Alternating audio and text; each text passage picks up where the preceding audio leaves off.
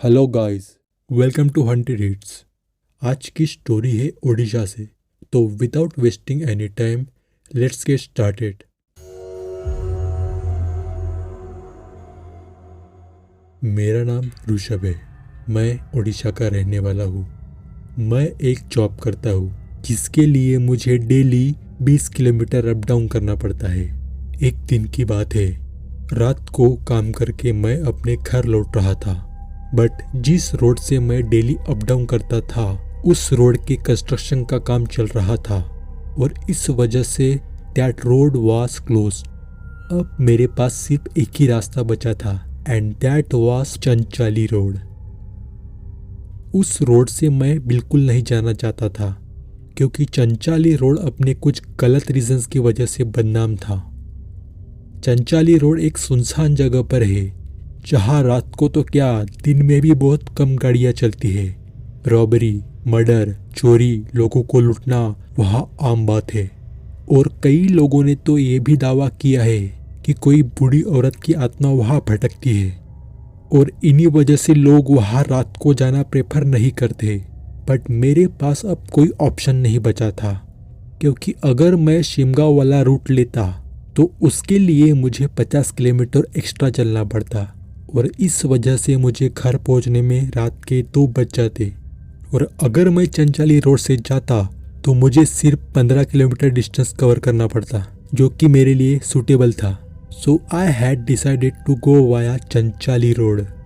मैंने अपनी बाइक घुमाई, वहाँ से यू टर्न लिया और चंचाली रोड की तरफ चलना स्टार्ट किया।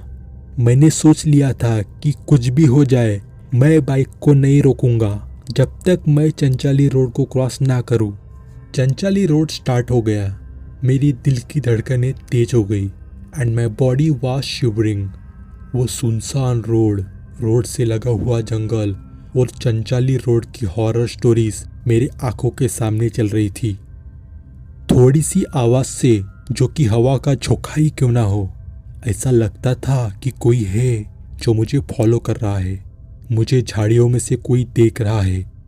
इन सब हेलुसिनेशन के साथ मैं आगे बढ़ते जा रहा था और चलते चलते चंचाली रोड के कोर एरिया में पहुंच गया।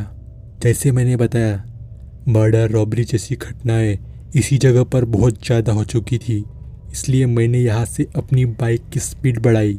और जैसे ही मैंने स्पीड बढ़ाई तब एक बंदर जो कि पेड़ पर था वो मेरी बाइक के ऊपर कूद गया और इस वजह से मैंने अपना कंट्रोल खो दिया बाइक के ऊपर से और नीचे गिर गया। मुझे कुछ भी समझ नहीं आ रहा था कि मैं कैसे गिरा। मेरे दिल की धड़कनें बहुत तेज हो गई थी और मेरे पैरों में चोट भी आई थी। फिर मैं वहां से खड़ा हो गया और बाइक को भी उठाया। बाइक को स्टार्ट करने की कोशिश की बट बाइक स्टार्ट नहीं हो रही थी। फिर कुछ देर मैंने बाइक को वैसे ही छोड़ा और कुछ देर बाद बाइक स्टार्ट हो गई। बाइक स्टार्ट होते ही मेरे जान में जान आ गई क्योंकि वहां से निकलने का सिर्फ एक ही जरिया था मेरे पास और वो थी मेरी बाइक। मैंने बाइक स्टार्ट की और फिर से आगे बढ़ने लगा। जैसे ही मैं आगे बढ़ा, मुझे सामने कुछ दूरी पर 2 बूढ़ी औरतें मिली जो मुझसे लिफ्ट मांग रही थी। पहले तो मैं उन्हें देख के डर गया, मेरी हार्ट बीट्स तेज हो गई। बट मैंने और गौर से देखा तो एक औरत का सिर इंजर्ड था। उसके सिर पर चोट लगी थी और जिसके कारण उसके सिर से खून आ रहा था और इसी वजह से मैंने अपनी बाइक रोकी। मुझे उन पर दया आ गई थी। मुझे लगा उनको मेरी हेल्प की ज़रूरत होगी। फिर मैंने उन्हें पूछा, आपको कहाँ जाना है? आपको ये चोट कैसे लगी? वो बोली, हमें सामने तक छोड़ दो। मैंने फिर से उनसे पूछा, वो फिर से वही बोली, हमें सामने तक छोड़ दो। मुझे ये सब थोड़ा अजीब लग रहा था। मैंने उन्हें अपने बाइक पर बिठाया और आगे बढ़ने लगा। बट जैसे ही वो बाइक पर बैठी, मुझे अजीब सी बदबू आने लगी, जैसे किसी सड़े हुए मांस की आती है। अब मुझे उन पर शक होने लगा था और मैं बहुत ज़्यादा डर गया था। मेरी बॉडी शिवर कर रही थी। तभी अचानक मेरी नज़र मेरी बाइक के रियर मिरर पर गई और उसे देखने के बाद मेरी लिटरली फट गई। मुझे कुछ समझ नहीं आ रहा था कि मैं क्या करूं। बाइक रोक दूं या भागूं? आई वॉज टोटली ब्लैंक क्योंकि मैंने मिरर में कुछ भी नहीं देखा था। यस, आप सही सुन रहे हैं, मैंने मिरर में कुछ भी नहीं देखा क्योंकि मिरर में कुछ भी नहीं दिख रहा था। बट वो औरतें मेरे पीछे बैठी थी। मेरे मुंह से शब्द नहीं निकल रहे थे, इसलिए मैं चुपचाप बाइक को आगे बढ़ाते जा रहा था। फिर कुछ दूर जाने के बाद वो औरतें बोली, यहाँ गाड़ी रोक दो। ये सुन के मुझे कुछ समझ नहीं आ रहा था कि बाइक रोकूं या नहीं। अगर रोका तो ये मुझे कुछ ना कर दे, और नहीं रोका तब भी मुझ पर खतरा मंडरा रहा था। तो मैंने अपनी बाइक रोक दी। वो दोनों औरतें बाइक से नीचे उतर गई और जंगल के अंदर चली गई।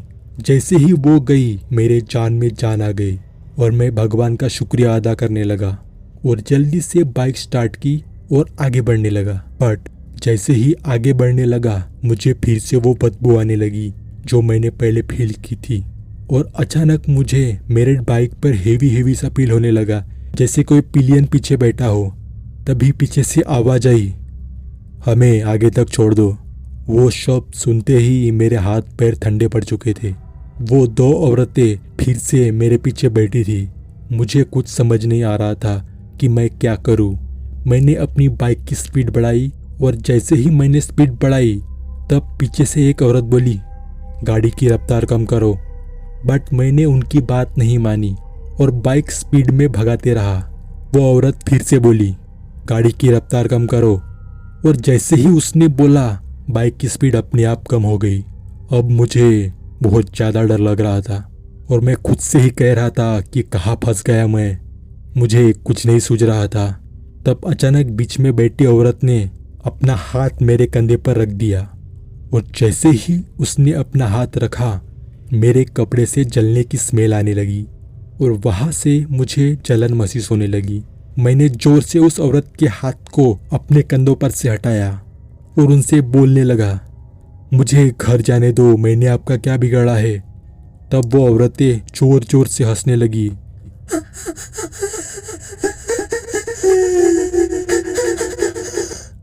उनकी हंसी इतनी भयानक थी कि मेरे कानों में दर्द होने लगा था।